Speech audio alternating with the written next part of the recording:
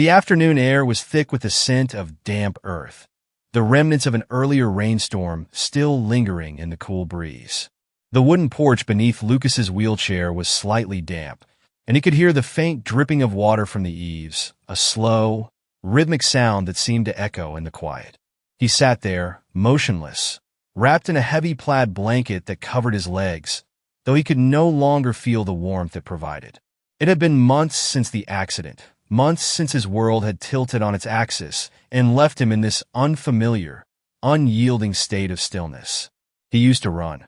He used to climb trees so recklessly that his mother, Sarah, would call out after him, her voice tinged with that unique blend of amusement and worry that only mothers could master.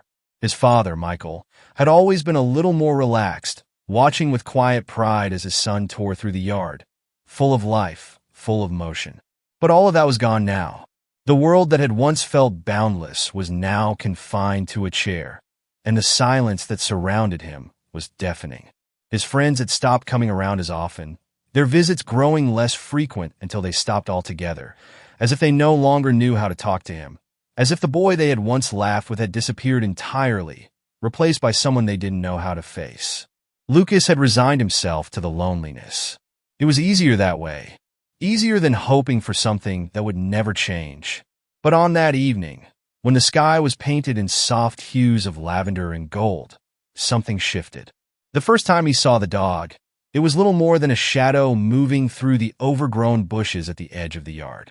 Lucas narrowed his eyes, trying to make sense of the shape that rustled through the leaves, his heart giving a small, involuntary jolt of curiosity. Then, as the last rays of sunlight caught the figure just right, he saw it clearly.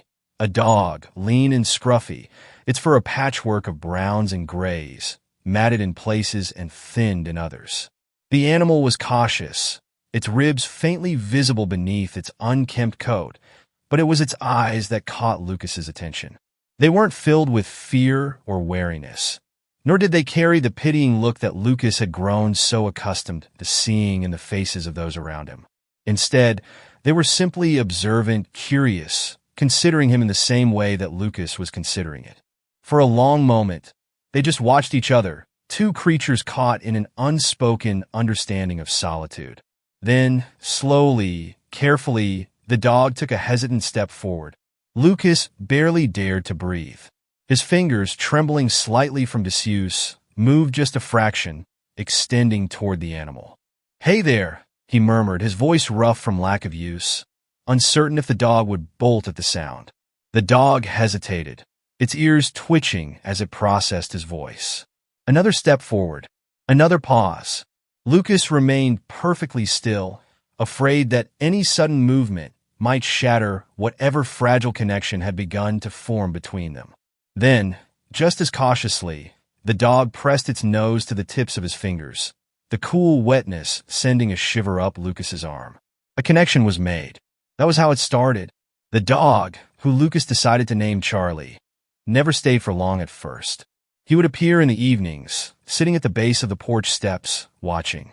He would accept food, but only after long moments of consideration, his eyes flickering between the offered scraps and Lucas's face, as if trying to decide whether this strange, unmoving boy was worth trusting. Some nights, he would vanish as soon as the wind picked up, slipping back into the shadows as silently as he had arrived. But he always returned. Lucas found himself waiting for those moments, his chest tightening whenever the dog failed to appear. He started leaving out food, even when he wasn't sure if Charlie would come, setting it carefully on the porch steps before retreating back into his chair, watching, hoping. Slowly, Charlie began staying longer. He moved closer, no longer wary of Lucas's hands when they reached toward him. He began curling up at the foot of the wheelchair, his body pressed against the wheels, as if staking a quiet claim on the boy who had offered him kindness. For the first time in months, Lucas spoke more than a few words at a time. He found himself talking to Charlie, his voice gaining strength as he whispered the thoughts he couldn't share with anyone else. He told him about the accident, about how the world felt smaller now, about the way people looked at him like he was something fragile, something broken. He told him about the friends who had drifted away, about the dreams that felt impossible now, about the anger that simmered beneath the surface, an anger he didn't know how to express, because there was no one left to hear it. Charlie listened. He never interrupted, never looked at Lucas with pity. He simply stayed. Sarah and Michael noticed the change before Lucas did. At first, they were wary of the stray dog that had somehow wormed its way into their son's life. He was wild, unkempt, unpredictable. But they saw what he did for Lucas. The way their son's hands, once so reluctant to move, now reached instinctively toward Charlie's fur, stroking, petting, grasping. They heard the sound of his voice, fuller than it had been in months, carrying warmth that had been missing for too long. They saw the way Lucas's eyes no longer carried the same dullness when he spoke. One evening, as the sun dipped low on the horizon, painting the sky in deep purples and reds, Charlie did something unexpected. He jumped onto Lucas's lap.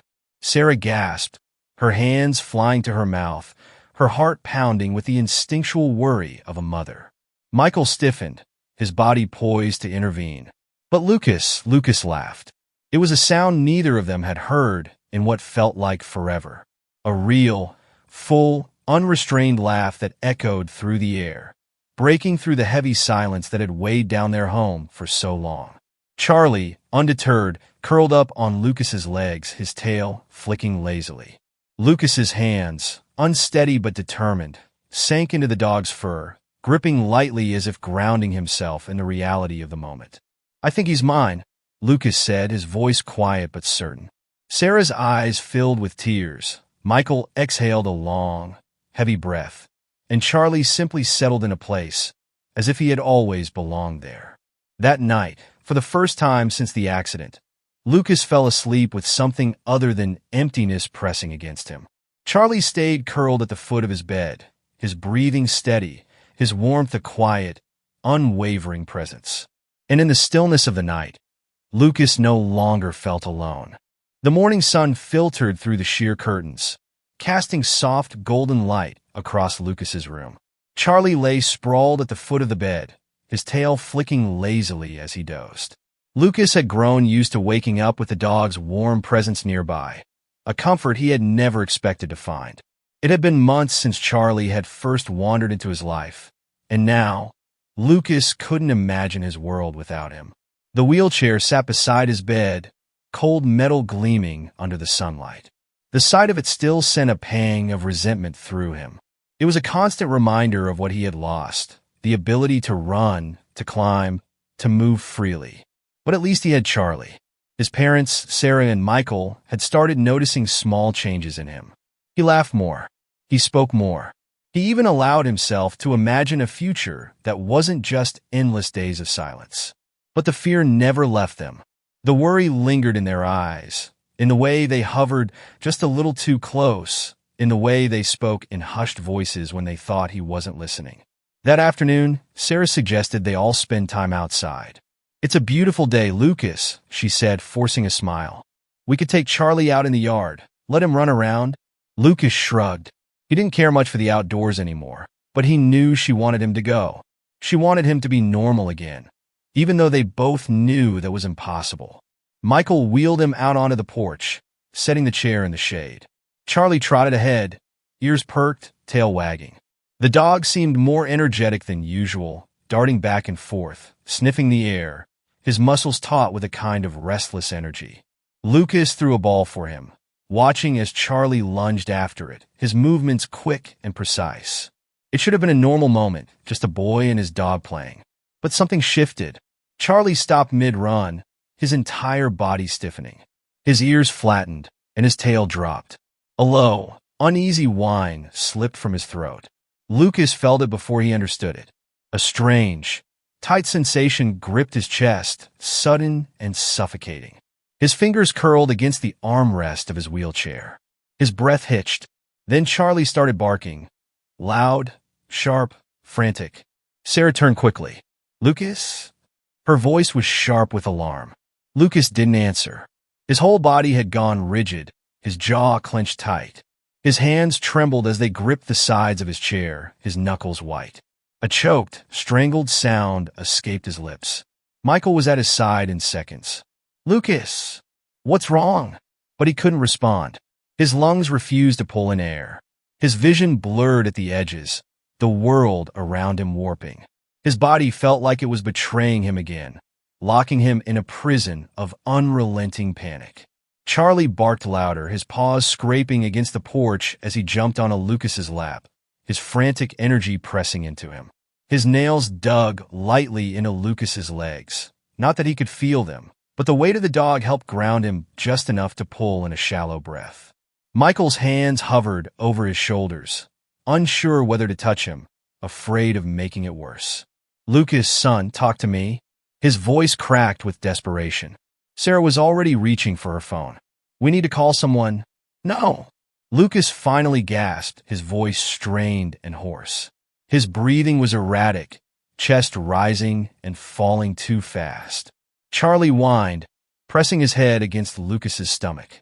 Michael exchanged a look with Sarah, his own fear evident. "Lucas, what's happening? Tell us what to do." He shook his head, struggling to find words. "I don't know," he choked out. His mind felt like it was spiraling, drowning in something dark and suffocating. The pressure in his chest felt unbearable, his throat closing in on itself. But Charlie refused to leave him, his body a steady, grounding force against the storm raging inside him. Sarah knelt in front of him, her hands shaking. "Lucas, look at me. Just breathe, sweetheart. Please just breathe." The humiliation of it all made it worse. He hated the way they looked at him, like he was some fragile, broken thing that needed saving. He hated the panic in their eyes, the way his own body refused to obey him. His breath hitched. "I'm fine." "You're not fine," Sarah shot back, tears brimming in her eyes. Michael rubbed a hand over his face, frustration and helplessness evident. "We should call someone?" "No." Lucas snapped, his voice breaking. "I don't need." His sentence was cut short by another shallow, ragged breath. "I don't need help." But he did. He knew he did. He just couldn't stand the idea of it. Couldn't stand the idea of being seen like this, weak and dependent, barely able to control his own body. Charlie let out another whine, his large eyes filled with something almost human. Concern, understanding, loyalty. Lucas forced himself to take another breath. Then another. Slowly, the edges of his vision cleared. The pressure in his chest eased just enough to keep from suffocating him. He could hear again the worried murmurs of his parents, the distant rustling of leaves, the faint hum of a passing car. He reached out, his fingers finding Charlie's fur. He clung to it, feeling the rough, untamed texture beneath his fingertips. "I'm okay," he said, his voice barely above a whisper. Sarah wiped at her eyes, nodding though she clearly didn't believe him. Michael exhaled sharply, shaking his head. Charlie didn't move from his lap. For a long moment, they just sat there, the afternoon sun casting long shadows across the porch. And even though the panic had subsided, even though the storm inside him had settled into uneasy silence, Lucas knew the truth. Something was wrong, and Charlie knew it too. The world was slipping away from Lucas, his body betraying him in ways he never thought possible. He had woken up that morning with a heaviness in his limbs, a deep, suffocating fatigue that made even lifting his arms feel like an impossible task. His fingers, once clumsy but functional, now refused to cooperate. Even his breathing felt different, shallow, strained, like he was constantly on the verge of running out of air. Charlie sensed it before anyone else. The dog had been restless all morning, his usually calm demeanor replaced by an anxious energy that made him pace around the room. Every time Lucas tried to shift in his chair, Charlie would press up against him, whining softly, his dark eyes filled with unease. Sarah noticed first. She had come in with a tray of breakfast, oatmeal and toast, the same as every morning. But as soon as she saw Lucas, her expression shifted. "Sweetheart, are you okay?" she asked, setting the tray down. Lucas wanted to tell her he was fine, that it was just a bad day. But when he opened his mouth, the words came out wrong, slurred slow, like his tongue wasn't working properly. Sarah's face drained of color. "Michael," she called, her voice laced with panic. Michael appeared in the doorway within seconds, his eyes darting between his wife and son. "What's wrong?"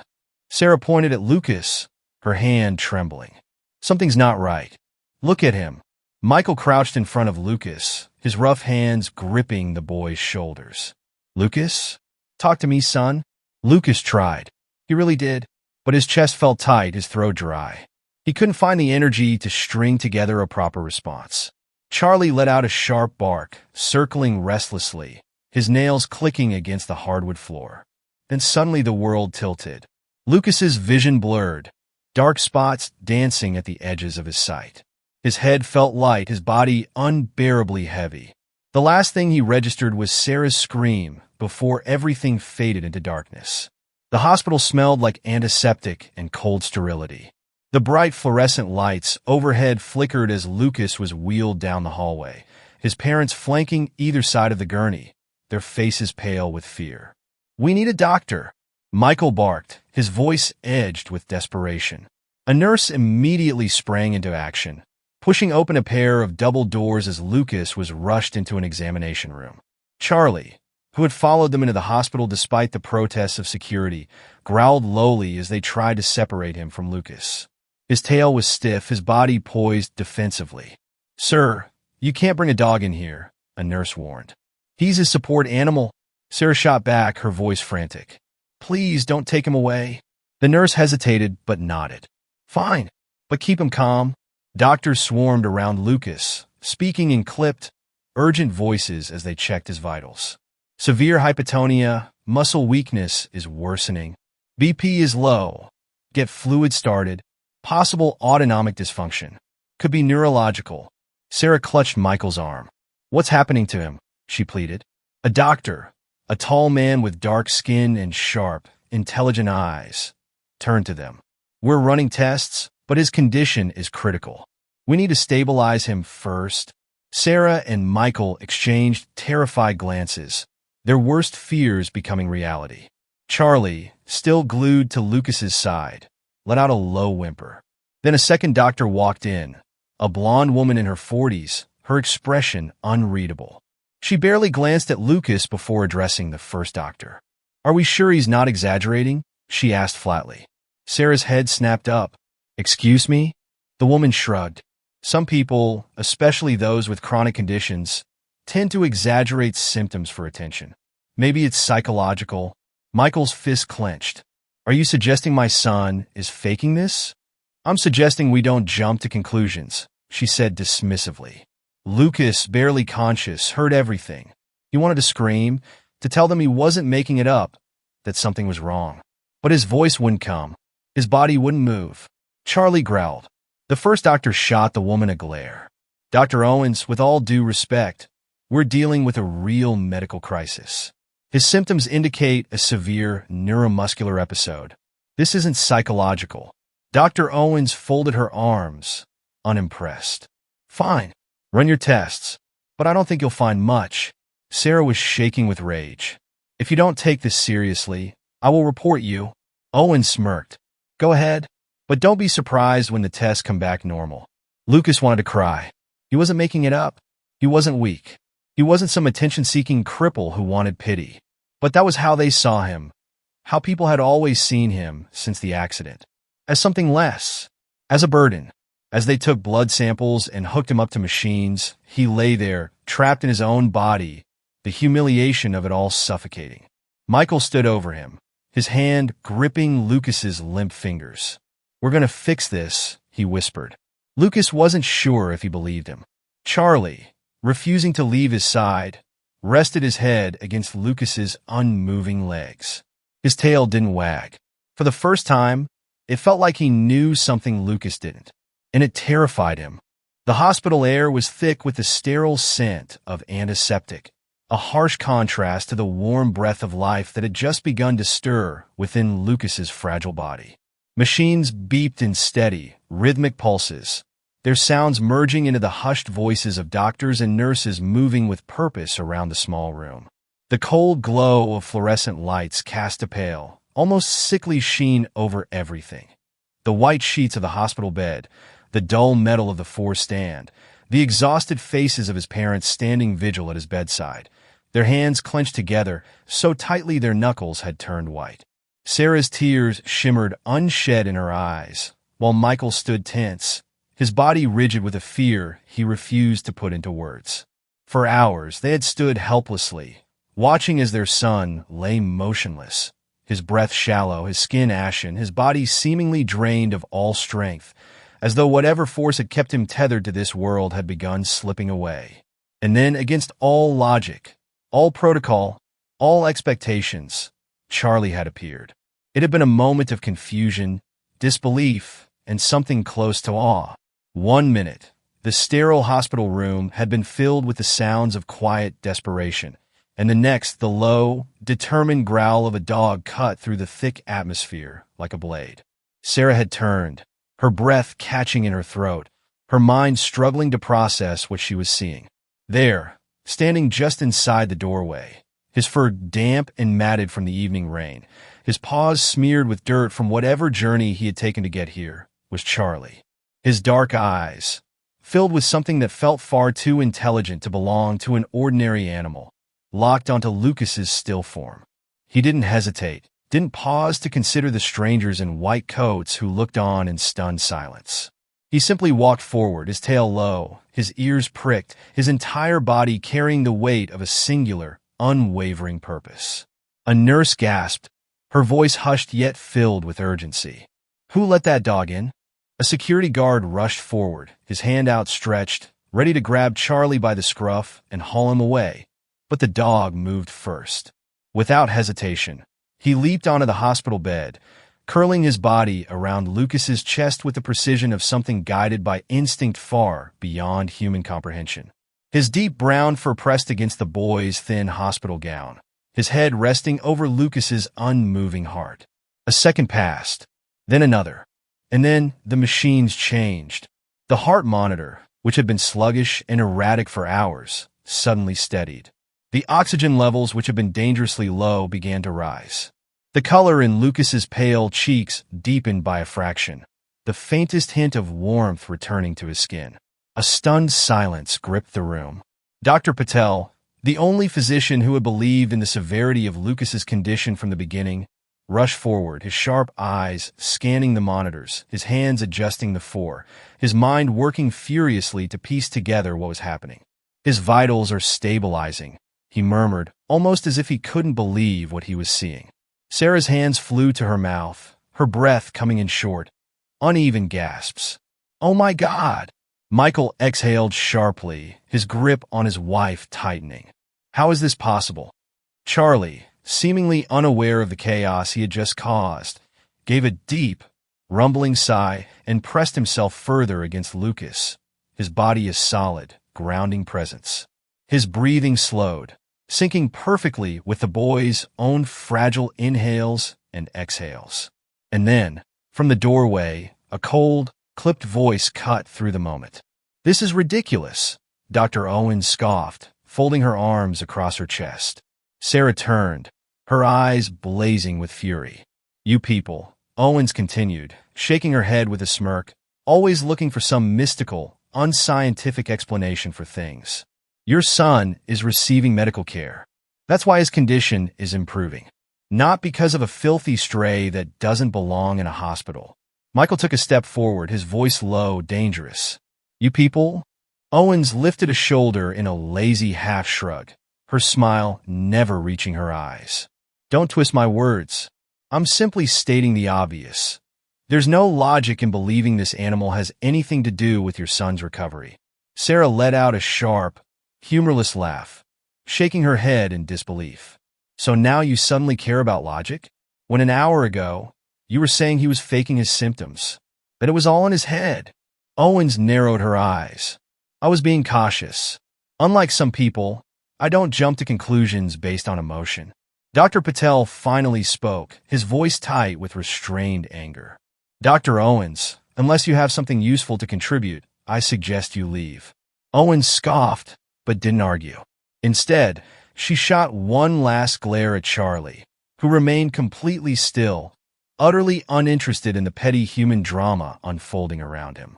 With a dismissive roll of her eyes, she turned on her heel and walked away, her heels clicking sharply against the tile. Nobody missed her. Sarah took a deep breath, forcing herself to focus on what mattered. She turned back to her son, her fingers trembling as she reached for his hand. Then, a movement, a flicker, a twitch. Lucas's fingers curled ever so slightly against hers. Sarah gasped. Michael! Michael was already leaning forward, his eyes wide, his breath caught in his throat. Lucas was moving. A slow, strained breath escaped the boy's lips. His eyelids fluttered. His fingers twitched again. Then, finally, he opened his eyes. The machines beeped in a steady, reassuring rhythm. His gaze, hazy and confused, drifted across the room before landing on the familiar shape pressed against him. Charlie. The word was hoarse, barely above a whisper, but it shattered the oppressive tension in the room like glass.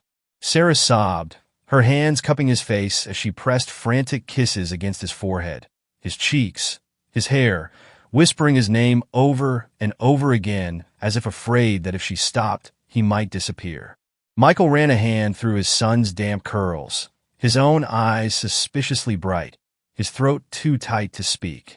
Charlie, as if finally satisfied that his job was done, let out a soft huff of breath, nuzzling against Lucas's chest before closing his eyes, his tail thumping once against the mattress. Lucas was still weak, still fragile, still a boy recovering from an illness that had nearly stolen him away. But he was here. He was fighting. And in the quiet sanctuary of the dim hospital room, as Sarah and Michael held on to their son like they would never let go, one undeniable truth settled into the hearts of everyone present. Charlie had saved him. The sterile white walls of the hospital room seemed to close in around Sarah and Michael as they watched their son fight his way back from the brink. The slow, steady beep of the heart monitor was the only sound in the room apart from the occasional shuffling of medical staff coming in and out, adjusting IVs, checking vitals, whispering updates. Lucas lay still, his breathing weak but stable, his skin no longer as deathly pale as it had been just hours before. Charlie remained curled against him, his warmth for a stark contrast to the cold sterility of the hospital bed, his body rising and falling in perfect sync with Lucas's shallow breaths. The dog had not moved since he had leapt onto the bed, and no one, not even the most skeptical of the hospital staff, dared to separate them. Sarah sat beside the bed, gripping Lucas's limp hand, while Michael stood with his arms crossed, his entire body tense, his expression unreadable. The relief of seeing their son regain consciousness had been short-lived, overshadowed by the terrifying truth that they still didn't know what had nearly taken him from them. The doctors had run tests, drawn blood, monitored his heart, his lungs, his brain, yet no one had an answer. Dr. Patel entered the room, a thick file clutched in his hands. He was the only doctor they trusted now, the only one who had taken their son's condition seriously from the beginning. He adjusted his glasses, clearing his throat. "We have an update." Sarah immediately sat up, her heart hammering. "Did you find out what happened?" Michael took a step closer, his jaw clenched. "What's wrong with him?" Patel exhaled. "We've reviewed all of Lucas's medications, his blood work, and his medical history. It appears that his seizure was caused by a dangerous drug interaction." Sarah's breath caught in her throat. Drug interaction?" Patel nodded grimly. Lucas was prescribed 2 medications, one for muscle spasms, another for nerve pain. Separately, they are relatively safe, but together, he trailed off, his expression dark. Together, they can cause severe neurological complications, respiratory failure, even cardiac arrest. Michael stiffened, his fists tightening. "Are you saying that his own medication nearly killed him?" "I'm saying that whoever prescribed these together either didn't check for interactions or made a severe miscalculation." Patel's voice was carefully measured, but there was an underlying anger there, a frustration at the kind of negligence that could have cost a child his life. Sarah's hands trembled as she gripped the edge of the hospital bed. "But he's been on these medications for weeks. Why now? Why did this happen all of a sudden?" Patel flipped through the pages of Lucas's file. "That's the strange part. We believe that the effects of the drug interaction were cumulative. His body was slowly deteriorating without anyone noticing, until it reached a breaking point." Michael's face darkened, his mind already racing through the past few weeks, searching for signs they had missed. Lucas had been quieter than usual, more withdrawn. He had seemed tired, but they had chalked it up to his usual struggles, to the weight of his condition, to the frustration of being trapped in a body that no longer obeyed him. But now, knowing what they did, every moment of weakness, every sign of fatigue, every distant stare felt like a missed warning, a missed opportunity to save their son before it had come to this. And then Sarah whispered, "Charlie knew." Patel looked up confused. "Excuse me?" Sarah turned to Michael, her eyes wide with realization. The night before this happened, Charlie was acting strange. He wouldn't leave Lucas's side. He kept whining, pacing, barking. He knew something was wrong. Michael exhaled sharply, running a hand over his face. "Jesus Christ." Patel hesitated for only a moment before nodding slowly. "It's not impossible." Sarah's gaze snapped to him. "What do you mean?" "There have been documented cases of dogs detecting medical issues before humans do.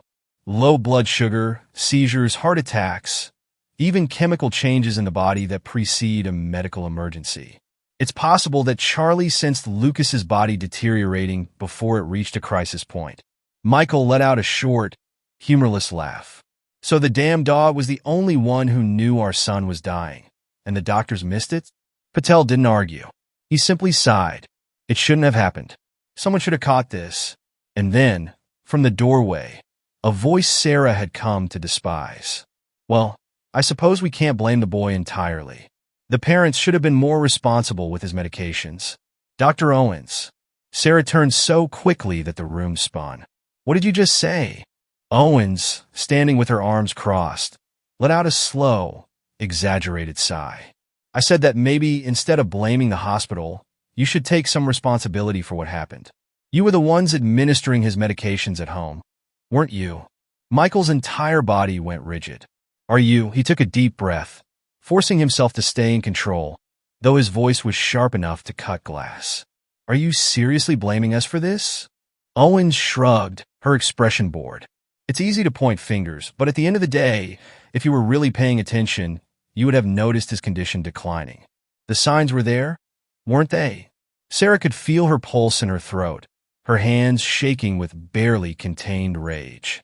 "You were the one who said he was exaggerating. You were the one who said he was faking it. You dismissed him. You dismissed us. And now you have the audacity to stand here and act like we're to blame?" Owen smirked, a cruel, condescending thing. "Look, I get it. It's easier to be angry at the hospital than to admit your own mistakes." Michael took a step forward, but Patel was already blocking his path. "That's enough, Dr. Owens." His voice was sharp, unwavering. "You have no place in this discussion." Owens rolled her eyes. "I was just making an observation." "Your observations nearly cost this boy his life," Patel snapped, his voice rising in a way that sent a stunned silence through the room. "Now get out." Owens blinked, clearly unprepared for Patel's sudden fury. Her mouth opened, then closed, before she scoffed and turned on her heel, walking out with her usual air of superiority. Sarah was shaking. Michael was breathing hard, his fists still clenched. Charlie, sensing the lingering tension, let out a low, warning growl. Patel sighed, rubbing his temples. "I'm going to personally review every aspect of Lucas's case. I'll be speaking to the prescribing physician. There will be accountability for this." Sarah exhaled, her entire body sagging with exhaustion. "Thank you." Lucas stirred slightly in the bed, his fingers twitching, his eyelids fluttering open once more. His gaze was hazy, unfocused, but the moment he felt Charlie still pressed against him, he exhaled weakly, his lips barely moving as he whispered, "Good boy." Charlie huffed softly, pressing his nose against Lucas's chest. And for the first time in what felt like forever, Sarah allowed herself to believe that things would be okay. The hospital had become a prison of white walls, the sterile scent of antiseptic clinging to everything. From the sheets on Lucas's bed to the clothes his mother, Sarah, had been wearing for 3 days straight. The beeping of machines had once been a reminder of the fragile thread holding her son to life. But now, as Lucas's condition slowly stabilized, each beep was a quiet reassurance that the worst was over. The dark shadow that had loomed over their family, threatening to steal their son away, had finally begun to lift. Lucas, though still weak, was improving. His once sunken cheeks now held a hint of color. His voice was returning, even if it was hoarse and strained. The muscles in his fingers, which had refused to respond days ago, were beginning to twitch again, a small but significant victory. Every movement felt like a battle won. Sarah and Michael clung to those victories, unwilling to let go of the fragile hope that had been nearly ripped away from them. And through it all, Charlie had never left his side.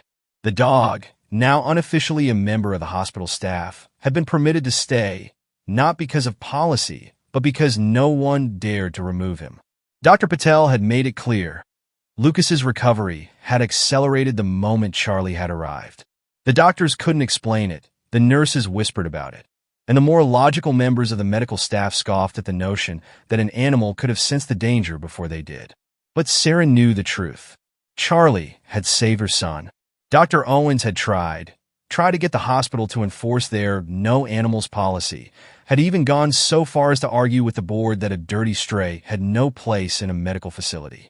But Patel had shut her down so hard that even the other doctors, the ones who had quietly tolerated Owens's superiority complex, had exchanged knowing smirks. Unless you'd like to explain how you nearly let a child die because you dismissed his symptoms, I suggest you leave this matter alone, Patel had told her in front of an entire room of staff. Owens had walked away with a sharp glare, but her protests had stopped. Now, after nearly a week in the hospital, the moment they had been waiting for had finally arrived. Lucas was going home. Michael wheeled Lucas down the hospital corridor, the boy wrapped in a soft blue hoodie, his body still thinner than it should have been, his legs as unresponsive as ever. But his eyes were bright, filled with a spark that had been missing for so long, and that was enough for Sarah. The hospital doors slid open, letting in the crisp autumn air. The smell of damp leaves and fresh rain filled Lucas's lungs, a stark contrast to the sterile environment he had been trapped in for days. But what truly made him breathe deeply, what sent warmth flooding through him, was Charlie, trotting ahead of them, tail high, ears perked, as if he knew that he wasn't just leaving with Lucas. He was going home too. Sarah leaned down beside her son, brushing his dark curls away from his forehead. "You ready, sweetheart?" Lucas nodded, his fingers brushing absently against the thick fur at his side. "More than ready." Charlie let out a sharp bark, as if to say, "Let's go already." Michael chuckled. "Well, it's like someone's excited." Charlie had every reason to be. The past few days had been strange for him, filled with new smells, unfamiliar people, strange beeping machines, and the constant presence of nervous energy.